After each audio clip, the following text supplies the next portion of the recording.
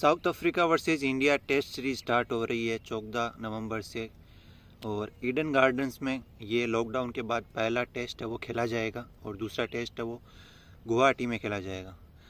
तो बहुत अच्छी तैयारी हो गई है टेस्ट सीरीज़ की, क्योंकि मिक्स में फॉर्मेट खेल रही है टीम इंडिया। अभी T20 खेला, उससे पहले वनडे खेला, उससे पहले वेस्ट इंडीज़ के साथ टेस्ट खेला, उससे पहले एशिया कप और T20 खेला, वापस टेस्ट खेल रही है। इसके बाद वनडे सीरीज़ होगी, T20 सीरीज़ होगी। तो मिक्स फॉर्मेट चल रहे हैं काफ़ी। और तीनों टीम है वो डिफरेंट अभी इंडिया ने ऐसी बना ली है कि थोड़ा उनमें डिफरेंस है वो कर दिया है। जैसे कि सिराज है वो टेस्ट में आपको दिखते हैं, वनडे में दिखते हैं। इसके अलावा हर्षित राणा T20 में दिखते हैं, बुमराह आपको T20 में दिखते हैं, वनडे में नहीं दिखते, फिर टेस्ट में दिखते हैं। शुभमन गिल है वो तीनों फॉर्मेट खेल रहे हैं। अभिषेक शर्मा है वो T20 में दिखते हैं। आपके पास सूर्य कुमार T20 में रहते हैं।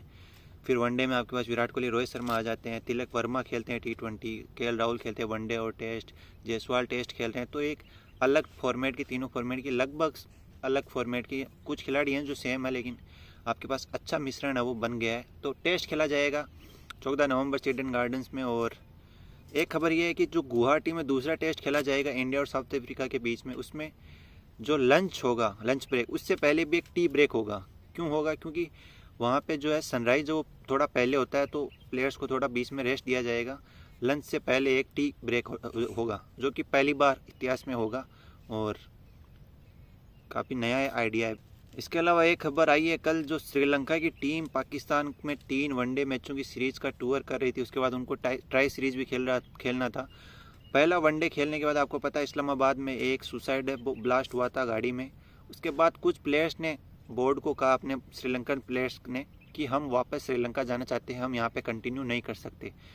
तो ये बहुत खबरें आई थी कि वो बीच में वो छोड़ रहे हैं। काफ़ी उनके बीच में श्रीलंकन बोर्ड और PCB के बीच में बहुत मीटिंग हुई और उसके बाद निर्णय लिया गया कि श्रीलंका वो कंटिन्यू करेगी। और कुछ प्लेयर्स जो ये टूर छोड़ के वापस श्रीलंका आना चाहते हैं, तो उनकी जगह रिप्लेसमेंट है वो तैयार किया जाएगा। और उन प्लेयर्स पे एक है वो मीटिंग की जाएगी, कि रिव्यू मीटिंग की जाएगी, क्यों आपने छोड़ा और उनका क्या करना है आगे बाद में।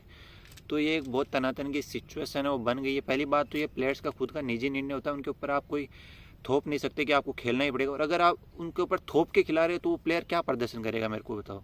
वो क्या प्रदर्शन कर पाएगा? वो मेंटली तो वो डिस्टर्ब ही रहेगा पूरे टाइम पे ग्राउंड के बीच में। तो उससे आप प्रदर्शन की उम्मीद नहीं कर सकते। वो कर दे तो अच्छी बात है। तो ये जो टूर हुआ है उसमें ये सिचुएशन आ गई है, क्योंकि पहले भी 2009 में श्रीलंकन टीम के ऊपर अटैक हो चुका है। उसके बाद भी जब 2019 में श्रीलंका टीम पाकिस्तान आई थी, तो उनको ईमेल पे धमकियाँ आई थी, जिसके बाद है वो उनके सीनियर्स प्लेयर है वो नहीं आए थे। उनकी एक यंग टीम है वो पाकिस्तान आई थी। इसके अलावा जिम्बाब्वे की टीम जो 2021 में पाकिस्तान का टूर कर रही थी, उसमें भी जब गेम चल रहा था उसके बाहर ब्लास्ट हो गया था। उसके बाद जिम्बाब्वे प्लेयर्स ने कहा हम नहीं खेलना चाहते, उनको एक्स्ट्रा पैसे दिए गए। उसके बाद वो मैच है वो कराए गए। तो उनको पता है, हिस्ट्री का पता है, तो उसके हिसाब से श्रीलंकन प्लेयर्स है वो काफ़ी परेशान है और उन्होंने बोर्ड को बोला कि हम नहीं खेल सकते। लेकिन बोर्ड ने अब प्रेस रिलीज़ कर दी है ऑफिशियल, और बोला है कि वो ये है जो टूर है वो पूरा होगा। कोई प्लेयर्स अगर आना चाहता है वापस, तो उनका रिप्लेसमेंट है वो तुरंत भेजा जाएगा। इसके अलावा जो लाहौर में ट्राई सीरीज़ खेलनी जाने वाली थी, उसको रावलपिंडी शिफ्ट कर दिया। सभी मैच और रावलपिंडी में खेले जाएंगे। दूसरा और तीसरा वनडे जो श्रीलंका और पाकिस्तान के बीच में था, उसको भी रीशेड्यूल किया गया। जो 13 को था वो 14 कर दिया गया, और जो 15 को था वो 16 कर दिया गया। तो ये एक न्यूज़ क्रिकेट की है अराउंड द वर्ल्ड, तो बहुत इंपॉर्टेंट क्रिकेट के लिहाज से न्यूज़ थी। इसके अलावा IPL ट्रेड रिलीज़ आपको पता ही है, बहुत माहौल बन चुका है, क्योंकि 15 तारीख को ये ऑफिशियल रिटेंशन है वो अनाउंस किए जाएंगे, रिलीज़ है वो अनाउंस की जाएगी। उससे पहले बहुत कुछ है, सब हर दिन नया नया खुलासा हो रहा है। सबसे बड़ा खुलासा जो है वो तो ये है कि शार्दुल ठाकुर और अर्जुन तेंदुलकर का ट्रेड हो रहा है लखनऊ और मुंबई के बीच में। तो ये सबसे हिला देने वाला ट्रेड न्यूज़ है ये। लखनऊ में अर्जुन तेंदुलकर जाएंगे और शार्दुल ठाकुर है वो मुंबई में आएंगे।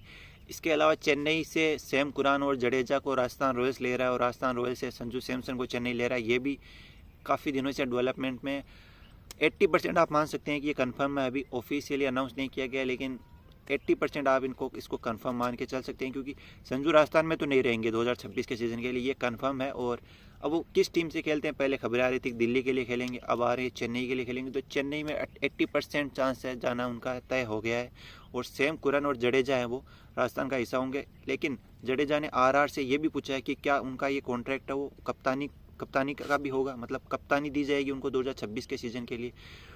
तो ये थोड़ा मुश्किल हो जाएगा क्योंकि आपको पता है 37 साल के हो गए हैं जडेजा। T20 टीम से भी वो नहीं खेल रहे हैं, संन्यास ले लिया है, IPL ही खेल रहे हैं वो। तो कप्तानी उनको दी जाए अगर, तो ये बहुत ही है वो मुश्किल फैसला होगा RR के लिए, क्योंकि उनके पास ऑप्शन है, जायसवाल का भी ऑप्शन है, रेयान पराग का भी ऑप्शन है। उसके बाद वो जडेजा को कप्तानी देते हैं कि नहीं देते हैं, देखने वाली बात होगी।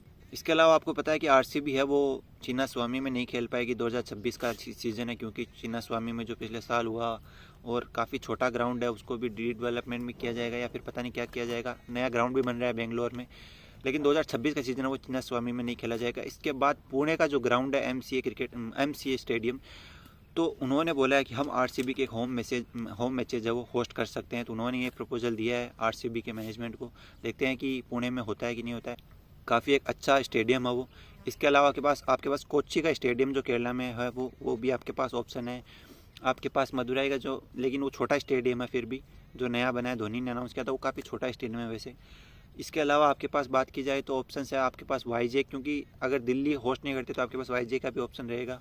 नागपुर का ऑप्शन है, इंदौर के ऑप्शन है। तो काफ़ी स्टेडियम है जहाँ पे RCB है वो अपने होम मैचेज है वो होस्ट कर सकती है, लेकिन इनमें बेस्ट मेरे हिसाब से वो पुणे का स्टेडियम ही रहेगा। LSG की तरफ से डेविड मिलर को है वो रिलीज़ करने की खबरें आ रही हैं। आपको पता है कि कुछ 7-8 करोड़ में उनको ख़रीदा था और कुछ खास खेल भी नहीं पाए थे, वो 2-3 मैच खेले थे, कुछ इम्पैक्ट भी उनका नज़र नहीं आया था और इंटरनेशनल में भी आजकल वो कम ही खेलते हैं। तो रिलीज़ करना पड़ रहा है LSG को, डेविड मिलर को रिलीज़ करने की खबरें आ रही हैं। तो फिर ऑक्शन में उनको ख़रीदा भी जाएगा या अनसोल्ड जाएंगे, क्योंकि बहुत ज़्यादा चांसेस है कि वो अनसोल्ड चले जाएँ, क्योंकि काफ़ी क्रिकेट है वो अभी वो खेल नहीं रहे हैं। इसके अलावा नीतीश कुमार रेड्डी जो पहले टेस्ट और दूसरे टेस्ट के लिए टेस्ट टीम में सिलेक्ट किए गए थे इंडियन टीम में, उनको रिलीज़ कर दिया गया। और इंडिया A जो अभी साउथ अफ्रीका से आज का मैच खेले, आज से शुरू हो रहा वनडे सीरीज़ खेलेगी, उनको उसमें डाल दिया गया। तो टेस्ट टीम थे उनको रिलीज़ कर दिया गया है, लेकिन जब A सीरीज जब वो ख़त्म हो जाएगी तो वापस है वो इंडियन टीम का हिस्सा बन जाएंगे। ऐसा भी उन्होंने BCCI ने अपने ऑफिशियल